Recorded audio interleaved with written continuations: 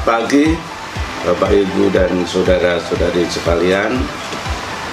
Pagi ini saya akan mencoba membahas tentang pembuatan perangkat elektrolisa air.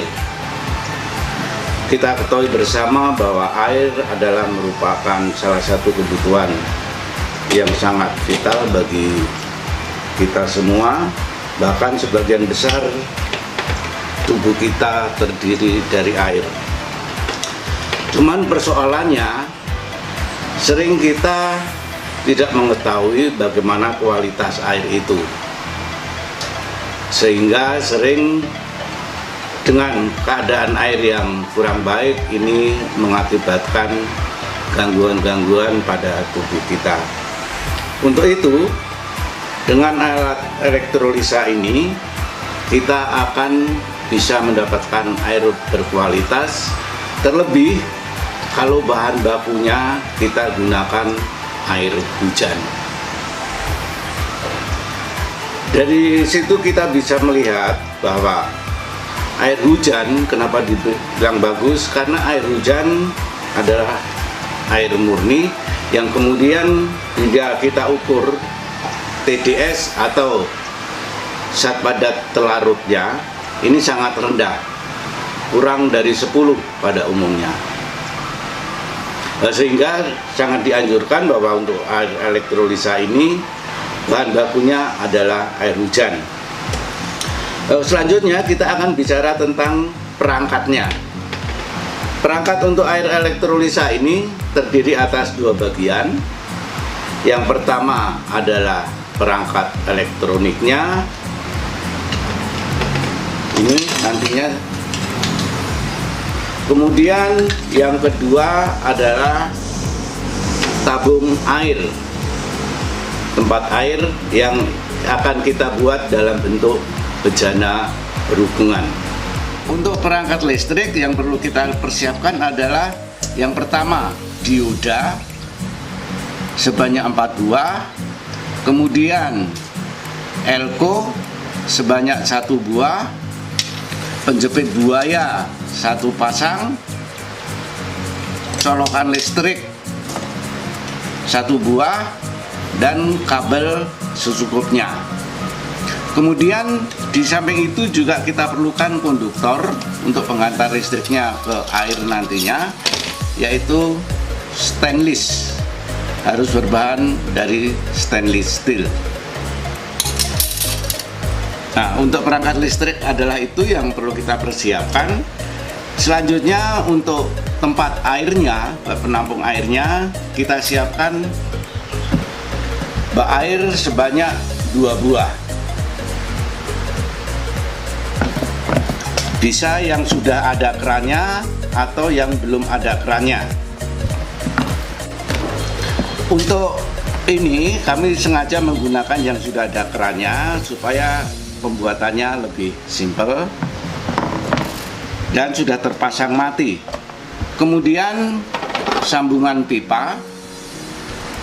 Sambungan pipa ini terdiri dari yang double nipple, dratnya di luar, dan yang sambungan lurus yang dratnya di dalam. Setiap satu double nipple disiapkan sambungan lurus sebanyak 2 buah. Kemudian juga kita siapkan karet. Ini bisa seal karet yang kita beli dalam bentuk jadi. Bisa juga kita pakai ban bekas yang kita potong untuk menjadi seal, yang nantinya adalah untuk pelapis sambungan pipa ini agar tidak terjadi kebocoran saat kita membuat bejana berhubungan dengan kedua tabung air ini. Selanjutnya, peralatan yang perlu kita persiapkan: solder listrik, tang potong, pipa aluminium ini untuk melubang penampung air, kemudian juga gergaji besi, gunting, dan beberapa peralatan yang lain. Juga perlu kita siapkan spidol untuk menandai tempat-tempat yang akan kita lubang sebagai penghubung daripada bejana berhubungan.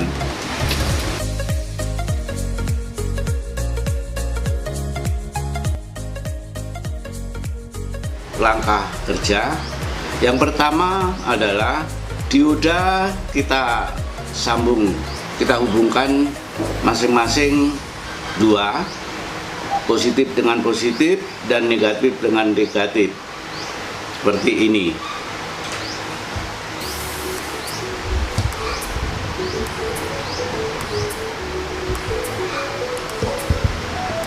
Setelah itu, ini dioda kita sambungkan kaki positif dengan kaki negatif, sehingga dari keempat dioda ini tergabung menjadi satu, seperti ini.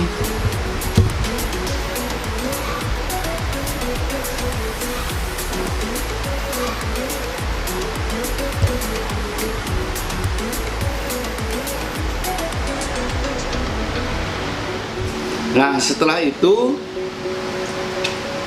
elko kita disambungkan juga kaki positif pada elko dihubungkan dengan positif-positif pada dioda.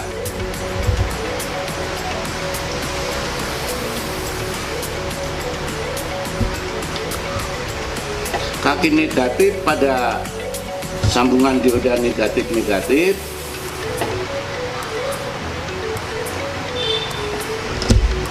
dan kaki positif pada dioda positif-positif.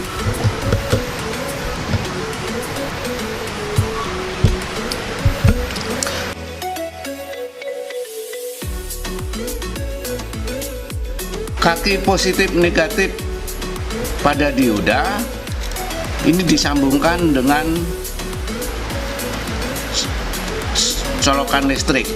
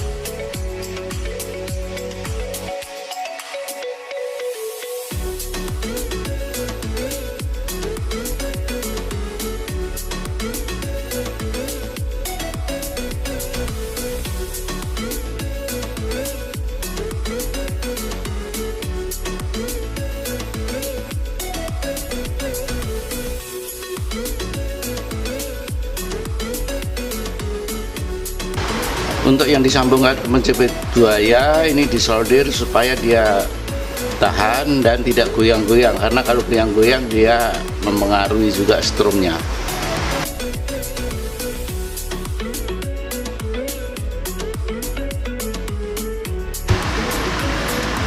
Untuk mengetahui tegangan yang ada, kita ukur dengan menggunakan avometer. Ya, di sini kelihatan bahwa tegangan yang ada 288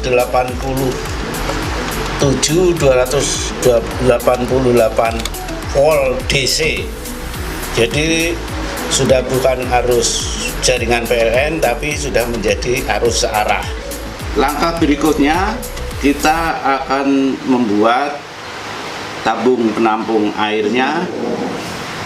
Jadi tabung penampung air ini harus dalam bentuk bejana berhubungan, sehingga kita perlu menggunakan sambungan pipa, baik yang double nipple maupun yang sambungan lurus yang dratnya ada di dalam. Eh, ini adalah kapasitas 20 liter.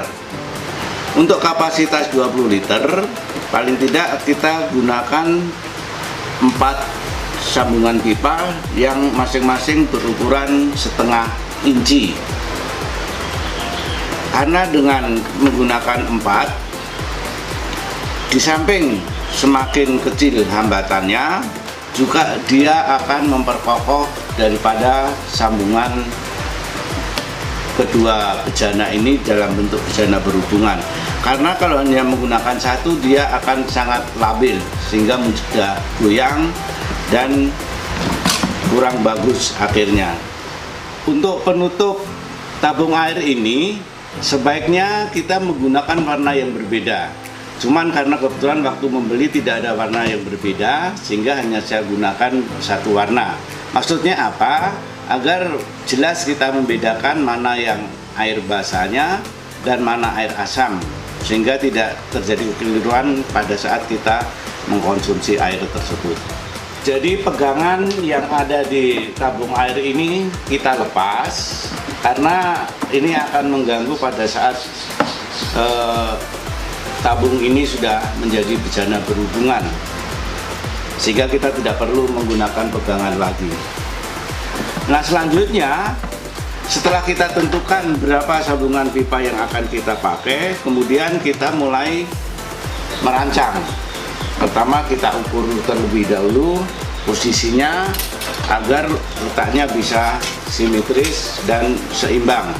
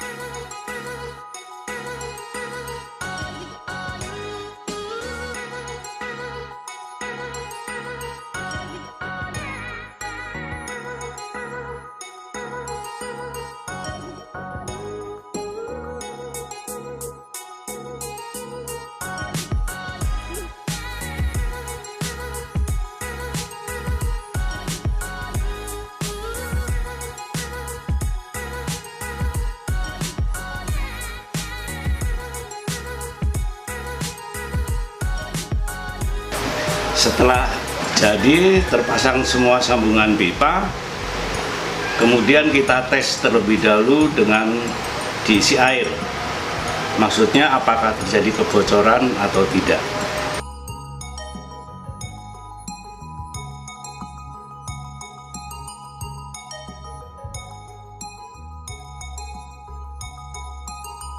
Setelah kita isi air, kemudian kita lihat-lihat di sambungan apakah terjadi kebocoran atau tidak.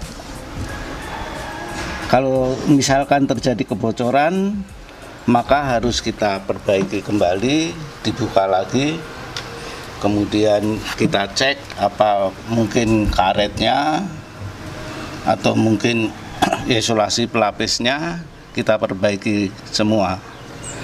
Setelah itu kita pasang kembali dan kita cek lagi. Kalau sudah tidak terjadi kebocoran, ya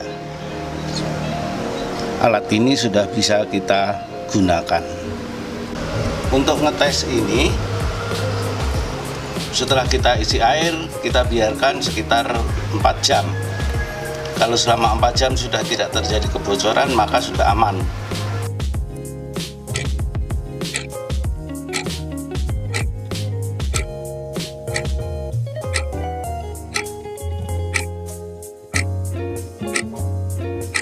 Setelah kita isi air selama 4 jam, ternyata alat ini tidak mengalami kebocoran, sehingga sudah bisa kita gunakan untuk membuat air elektrolisa.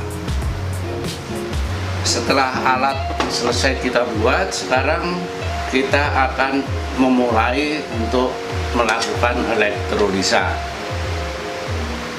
Kedua tabung ini kita isi air penuh, tetapi sebelumnya perlu saya sampaikan bahwa pada pipa, sambungan pipa yang akan kita jadikan pada strom yang positif, ini terlebih dahulu dikasih filter dari kapas. Nah, keadaan kapas harus padat sehingga ke sebelah dia hanya bisa menetes, bukan mengalir tapi cukup menetes saja. Nah, setelah itu kita pasang alatnya. Konduktor yang bisa kita gunakan yang pertama adalah plat, kemudian kita bisa juga menggunakan kawat. Kita sesuaikan dengan kondisi mana yang lebih gampang didapatkan. Selanjutnya, ini kawat konduktor yang dari stainless kita masukkan ke dalam bejana ini.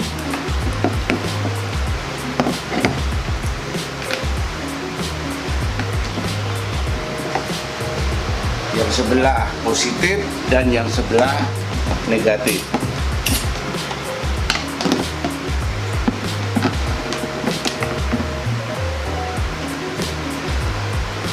Setelah terpasang, colokan kita masukkan ke aliran listrik PLN.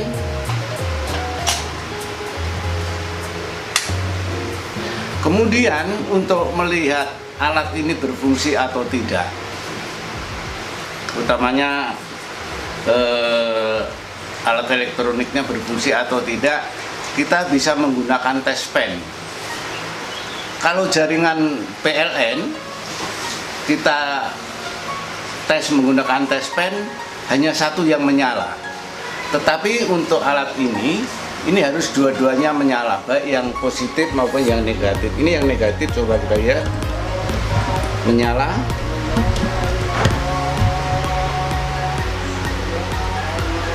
Terus yang positif menyala juga. Nah, berarti alat ini sudah berfungsi dengan baik. Nah, setelah alat ini berfungsi dan kita sudah mulai proses elektrolisa, untuk volume 20 liter per satu tabung ini akan memerlukan waktu sekitar 24 sampai 36 jam. Dia sudah akan mencapai pH lebih dari 9. Setelah 24 sampai 36 jam kita tes airnya menggunakan alat pengukur pH. Ini air basah kita ukur setelah 30 jam pH sudah mencapai 9 lebih. Dan kita sudah bisa konsumsi air ini. Kita ukur zat padat terlarutnya. Ternyata ini zat padat terlarutnya 11. Sehingga dengan demikian maka air ini sangat layak diminum. Anjuran WHO bahwa air yang sangat layak dikonsumsi adalah yang TDS-nya di bawah 100. Karena ini 11 maka sangat layak. Dan perlu saya sampaikan bahwa ini adalah air hujan. Pada umumnya air hujan memang TDS-nya sangat rendah, tidak akan lebih dari 20.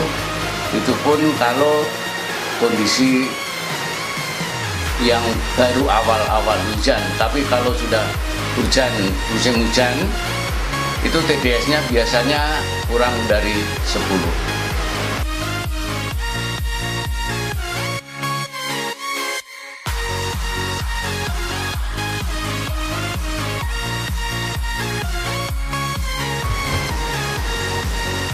Manfaat air elektrolisa yang saya rasakan setelah saya mengkonsumsi air ini sekitar 5 tahun yang lalu.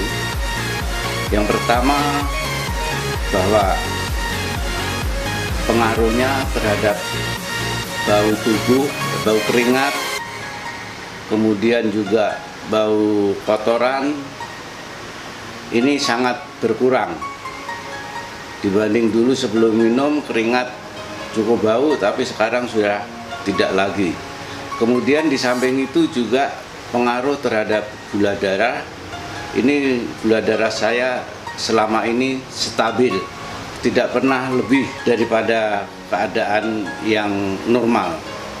Di samping itu juga istri saya yang selama ini sebelum mengkonsumsi air ini sering sekali terkena sariawan, tapi sejak mengkonsumsi air ini sudah jarang sekali, bahkan hampir tidak pernah terkena sariawan. Selanjutnya juga dalam keadaan cuaca dingin, biasanya pundak saya sering sekali terasa ngilu, tapi sejak mengkonsumsi air ini sudah tidak lagi. Begitu juga dengan cucu saya, dia memang sejak umur 1 tahun lebih, sekitar 1 tahun 2 bulan dia sudah mengkonsumsi air ini juga. Pertumbuhannya juga cukup cepat, kemudian juga jarang sekali dia sakit.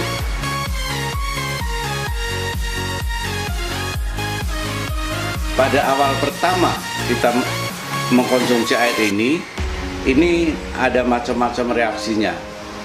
Saya waktu itu setelah pertama kali mengkonsumsi air ini terkencing-kencing terus selama 1 hari.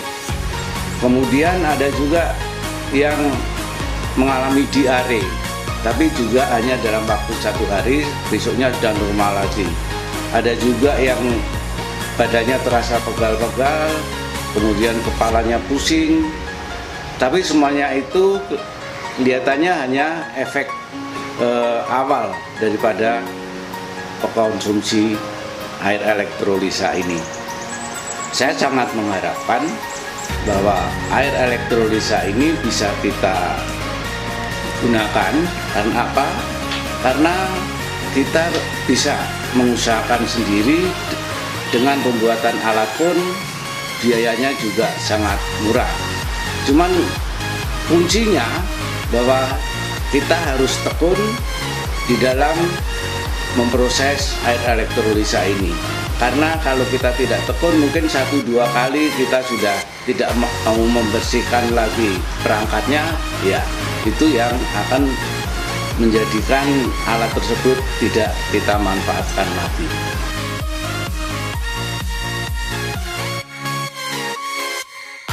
Agar alat ini dapat berfungsi dengan baik dan dalam waktu yang cukup lama, maka kita harus selalu memelihara. Yang pertama, bahwa setiap 3 kali atau 4 kali kita menggunakan alat ini, alat tersebut kita bersihkan dengan mencuci bagian dalam utamanya. Terus juga kapas kita lihat, kalau memang kondisinya sudah agak kotor, kapas sebagai filter ini harus kita ganti.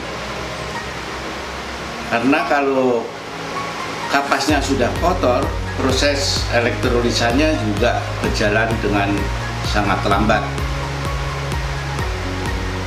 Selanjutnya, untuk perangkat elektroniknya ini saya kira tidak masalah. Karena apa? Karena punya saya sudah 4 tahun lebih, ini masih tetap baik. Yang dijaga agar pada saat digunakan jangan sampai bersentuhan antara yang positif dengan yang negatif, karena kalau bersentuhan akan terjadi korsleting dan rusak alat tersebut. Selanjutnya, untuk kawat stainless atau plat yang kita gunakan, ini juga harus selalu kita bersihkan. Pada umumnya pada sisi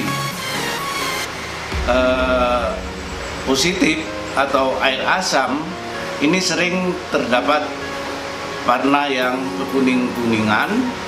Kemudian kalau yang sisi negatif atau air basah ini kadang dia banyak melengket kapur, sehingga ini juga harus selalu kita bersihkan. Apabila sudah terdapat luka pada konduktor tersebut, pada kawat atau plat stainless, maka sebaiknya kita ganti, karena jangan sampai akan berpengaruh juga terhadap kualitas air yang kita konsumsi.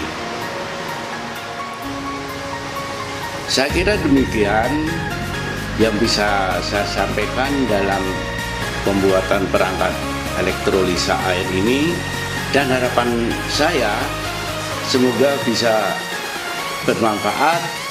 Dan perlu saya sampaikan juga bahwa kegiatan ini disponsori oleh CU Mentari Kasih, dan semoga segenap anggota CU Mentari Kasih bisa menyaksikan ini dan lebih lanjut lagi untuk bersama-sama memanfaatkan air elektrolisa, air berkualitas secara mandiri sebagai sumber kesehatan kita. Sekian dan terima kasih.